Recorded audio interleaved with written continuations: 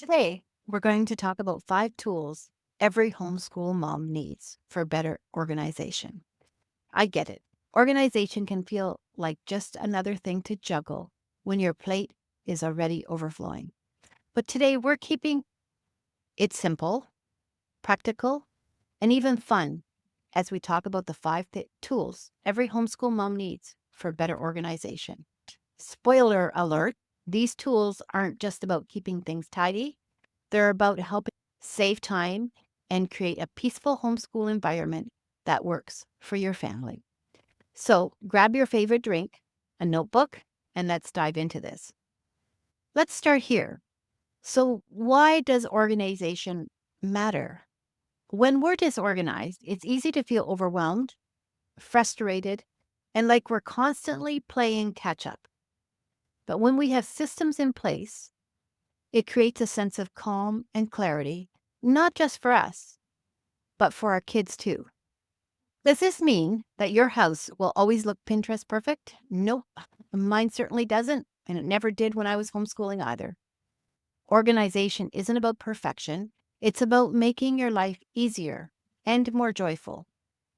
So take a moment to think about one area in your homeschool that feels pretty chaotic right now. Maybe it's lesson planning or keeping track of supplies or just finding space for everything, or jot it down. We'll come back to that later. First up, a planner. It needs to be a planner that works for you. Some moms love the traditional paper planner with pretty layouts and stickers. Others prefer digital planners or apps like Google Calendar. The key is to find a system that you actually use. Spend 10 to 15 minutes on Saturday mapping out your week.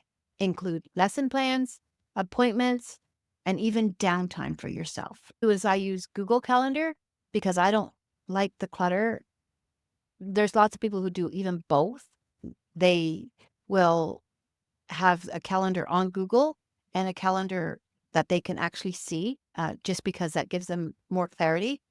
But do what works for you. But for me, I use Google Calendar and I block out every week from 6:30 to 7:30. I do devotionals from 7:30 to 8:30. Clean up. 8:30 to 9:30 is my exercise time. And that me, because that's what I have to do in my life right now. I don't have little ones around like you do anymore. When I did have little ones around, I would also do the same thing, but it was a much shorter routine. Like I had 15 minutes for doing my daily devotionals before the kids needed me to make breakfast. My exercise was done later in the day. So these are just different things that you have to make work for you. But I would suggest that you would take that 10, 15 minutes to do that, as that's important for you to manage your day. Each morning, review your priorities for the day.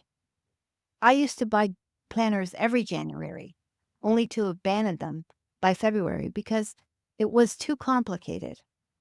Now I use Google Calendar and a Trello online.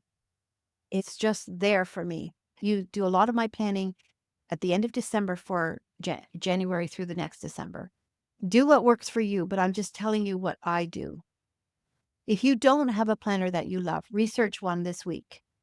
Or even just start a simple notebook to get the habit going. Next is a family command center. This is your one-stop spot for keeping everyone on the same page. This is what you can include. It's a large monthly calendar for tracking appointments, field trips, and activities. A chore chart or a task list for your kids. A spot for mail, permission slips, or library books. Think of it as mission control for your household.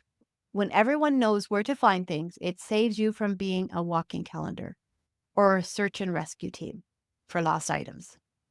If you don't have a command center yet, choose a spot in your home this week to set one up. Start simple and add as needed. And then let's talk about storage. A third tool every homeschool mom needs is clear storage solution, because you get to see what's inside and you're less likely to forget about it and buy duplicates. So, different ideas for storage are clear bins for art supplies, science kits, manipulatives, labeled baskets for library books, curriculum, or completed assignments. A small caddy for your teacher tools like pens, sticky notes, and scissors. One time, I found 3 boxes of hidden crayons in different places around the house. And believe you me, it wasn't just crayons. I try to give everything a home, and it saves me so much time. It saves me money because I'm not buying 3 boxes of crayons anymore because I know where they are. This week, choose one area to organize using clear storage bins, and bonus points if you involve your kids in labeling them. Find a digital organization system. If you're not tech savvy, having some digital tools can make homeschooling much easier. My favorite is Dropbox. Store lesson plans, printables, and important documents in one place. I use Trello apps to track long-term projects and unit studies. Have a different card in Trello for each child. Change it over to the chart and it's completed. Also add the files so that you have everything in one spot. I really find Trello to be super helpful, not just when I was raising my kids, but now I'm also as a homeschool mom coach. If digital tools feel overwhelming, start small. Watch a few YouTube videos on Trello or Google Calendar and how to work it. And then you'll be able to eventually, it won't take you hardly any time at all, and you'll know how to do it. Maybe just create a folder on your desk for homeschool files and build from there. So choose one digital tool this week, whether it's Google Calendars or Trello, and download that app and begin to track the app. Begin to track your progress on that app. Finally, let's talk about something that affects every homeschool mom, and that's meals. A simple meal planning system can save you so much stress. So keep it simple when you're meal planning. Do theme nights, like Taco Tuesday or Soup Saturday. Plan for leftovers. Cook double and freeze half for the busy days. Use a meal planner app.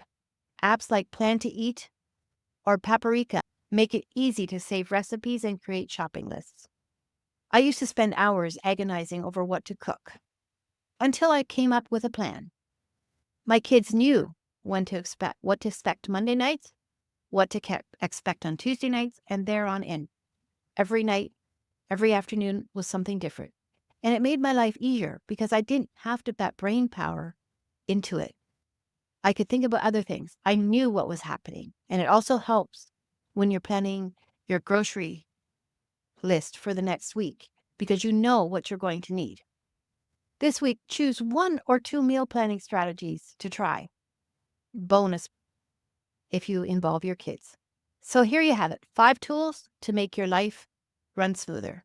So a planner that works for you. 2 is a family command center to keep everyone on track. Number 3 was clear storage solutions for all those homeschool supplies. 4, a digital organization system for long-term sanity. Number 5, a simple meal planning strategy to keep everyone fed and happy. Which one of these tools do you already use, and which ones are you most excited to try? Let me know in the comments. Sure, love to hear your thoughts. Mama's organization isn't about doing everything perfectly. It's about creating systems that work for you. Start small, give yourself grace, and remember that even tiny changes can make a huge difference. And here's a fun challenge. Share a picture of your family command center, your organized homeschool shelf, or even your themed meal plan. Tag me on social media for other moms to. I'd love to celebrate you and what you do. Thank you so much for spending time with me today. If this video encouraged you or was helpful, give it the thumbs up. Share it with another homeschool mom who could use a little sense of organization. Subscribe for more tips and encouragement. And until next time, stay rooted in grace and keep building a homeschool life that works for you and your family. Goodbye for now.